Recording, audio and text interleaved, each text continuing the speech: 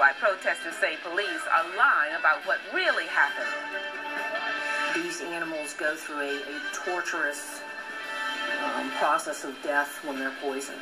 Cats being intentionally poisoned and killed in one local county. The disturbing cases popping up tonight and the warning to homeowners who are doing it. And a drug submarine busted. Tons of cocaine have been seized. The huge fine for the U.S. Coast Guard moments away. From Fox 13, the most powerful name in local news, this is the Fox 13 5 o'clock news. And good Friday evening, I'm Denise White. And I'm Mark Wilson. Welcome. You know, the on-again, off-again rain is first on Fox. Our radar is inside Tampa Bay. 3 demonstrators were arrested at Occupy Tampa. Police say 2 of them shoved an officer as he was trying to get them to leave. Fox 13's Josh Cassio is live in downtown Tampa tonight. Josh, what are the protesters saying about their side of the story? Well, they're essentially saying the police are lying to us, the media. In fact, they say police pushed the protesters, not the other way around. Certainly, those stories are night and day different, but the protesters say they have video that proves the 3 people arrested really did nothing wrong. So let's go to that video and you can decide for yourself. It's happened in the early hours of this morning. It all started because the protesters started putting up tents, which is against the rules. Now, as you can see, it's a pretty dark video, but you can make out one of the protesters being arrested. The other is very upset, using profanity towards the officers, many screaming, "He did nothing wrong, he didn't touch you."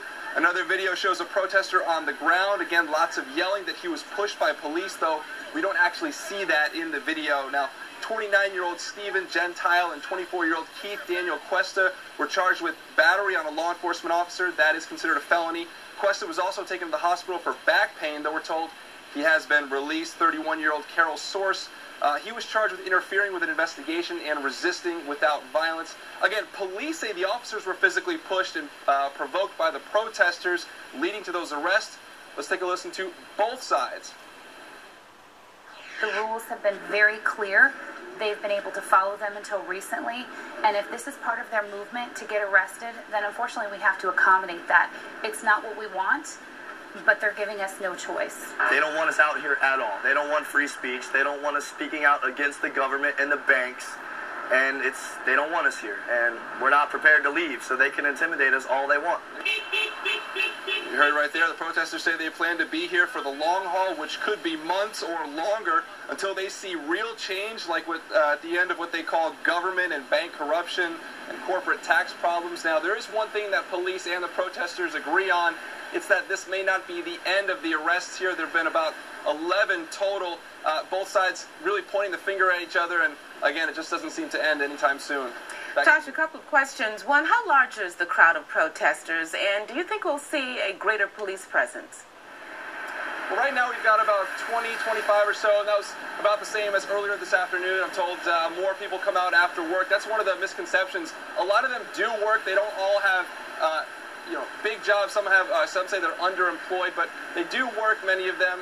We may see more police. They say there could be more arrests, so certainly they're going to be checking on these guys, and hopefully we won't see more arrests, but certainly it seems like that it's going to happen. Denise? Josh Cassio, live in downtown Tampa. Thank you. Mark? The U.S. Coast Guard busy just unloading. More Occupy Tampa protesters have been arrested. Police say the protesters shoved one of their officers. The scuffle happened this afternoon at Curtis Hickson Park. Ellen McNamara reports on what charges the protesters could face. Armed with the sign, Becky Rubright expresses her frustration. We've been peaceful the whole time. We've continued to be peaceful. I did not see anyone touch an officer, anyone even think about touching an officer. But Tampa police say early this morning, 2 of the Occupy Tampa protesters got rough with an officer. Police officer was pushed, and obviously he's going to push him back to get him away from him. Officer safety is a clear concern. An officer went out to the park this morning when police learned tents were up. These photos taken by Kevin Flynn show the tents that are illegal to set up in a city park. They were clearly trying to block him from going to the area where the tents were. Keith Cuesta and Stephen Gentile are charged with battery on a law enforcement officer, and Carol Source is charged with interference with the police investigation. It was 1 week ago that 6 other protesters were arrested. At the time, Cuesta went to TPD headquarters to protest the arrests. Back at Curtis Hickson Park, the protesters say arrests will not discourage them and say the city of Tampa needs to get ready to see hundreds more when the Republican National Convention happens in August. In my mind, the only win-win here for all of us, the protesters, the city of Tampa, the police, the people who are coming for the RNC, is to give us a space and let us get organized as a peaceful organization. And Tampa police tell me that they're already preparing for the RNC. They're talking with city leaders and they're trying to come up with a place where possibly thousands of protesters could gather next August. Reporting in downtown Tampa, Ellen McNamara, ABC Action News. Well, we did some digging into the cost of these protests to taxpayers. So far, Tampa police have arrested 10 individuals, but the department has not paid out any overtime. They do say patrols from other areas of the city will be diverted to the protest if needed. Meanwhile, the protesters who were arrested by police in Nashville early today have been released. Police made about 30 arrests today at the site where a few dozen anti-Wall Street demonstrators have camped out for 3 weeks now. A protester says there were apparently problems with how the protesters were taken into custody. Yesterday, it was the First Lady visiting. You're watching 10 News in HD, powered by Bright House Networks, home of free HD.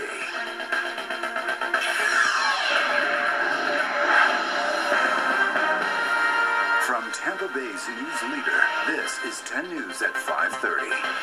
Occupy Tampa versus Tampa police. Tensions are growing and mounting with 3 more arrests today. Welcome back to 10 News. I'm Reginald Roundtree. I'm Heather Van Ness. Thanks for joining us. Tampa police arrested 3 more Occupy Tampa protesters in Curtis Hickson Park. And these arrests were all caught on tape. 10 News reporter Ashley Porter is live this evening with more on what happened. Ashley? Yeah, Heather, this was caught from multiple different angles. In one of the videos, you can even hear somebody calling for help as a protester is knocked to the ground.